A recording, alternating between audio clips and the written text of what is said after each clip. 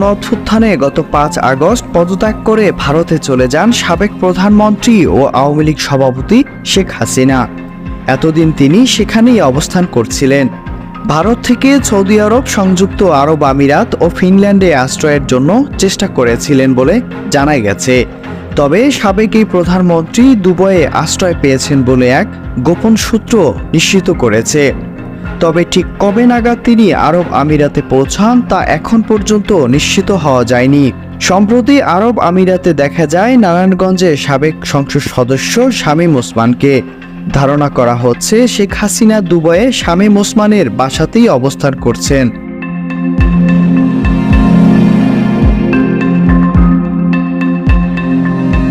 অপরদিকে বিশ্বস্ত একাধিক সূত্র বলছে, পশ্চিমা ও মধ্যপ্রাচ্যের বেশ কয়েকটি দেশের সাথে শেখ হাসিনার রাজনৈতিক সম্পর্ক সুনির্দিষ্ট ছিল না বিধায় তিনি দেশগুলোতে রাজনৈতিক আশ্রয় চাইলে মুখ ফিরিয়ে নেন তারা।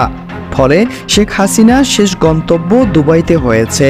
তবে এখন যেহেতু দুবাইয়ে আশ্রয় পেয়েছেন, সেজন্য শেখ পরিবারের বিশ্বস্ত শামীম ওসমানের দুবাইয়ের বাড়িতেই নিরাপদে থাকবেন শেখ হাসিনা। এদিকে সাবেক প্রধানমন্ত্রী শেখ হাসিনা বাংলাদেশ থেকে পালিয়ে যাওয়ার পর যুক্তরাষ্ট্রের ভিসার জন্য আবেদন করেন, কিন্তু তা প্রত্যাখ্যান করা হয়। তবে তার পাসপোর্টে আগে থেকেই মার্কিন ভিসা লাগানো ছিল, কিন্তু তিনি দেশ থেকে পালানোর পর এটি বাতিল করে দেয়া হয়। যুক্তরাষ্ট্রের পক্ষ থেকে জানানো হয়, যেহেতু শেখ হাসিনা প্রধানমন্ত্রীর পদ থেকে পদত্যাগ করেছেন, তাই তার এ ভিসাটি আর বৈধ থাকছে না। এর আগে ভারতীয় এক গণমাধ্যমে বলা হয়েছিল, শেখ হাসিনা যদি বেশি দিন ভারতে থাকেন তাহলে এটি দেশটির জন্য বিব্রতকর হবে, কারণ বাংলাদেশের নতুন সরকার শেখ হাসিনাকে বিচারের মুখোমুখি করতে ফেরত চাইতে পারে। ঠিক এই কারণেই শ্রীলঙ্কার সাবেক প্রেসিডেন্ট গোতাবায়া রাজাপাকসে ও আফগানিস্তানের সাবেক প্রেসিডেন্ট আশরাফ ঘানিকে ভারত আশ্রয় দেয়নি।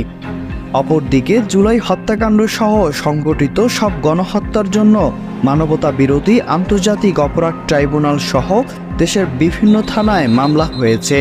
এসব মামলার বিচার কাজও খুব দ্রুতই শুরু হবে বলে জানা গেছে। এখন অপেক্ষার বিষয় আওয়ামী লীগের রাজনীতির ভবিষ্যৎ কর্মপরিকল্পনা কী হতে পারে।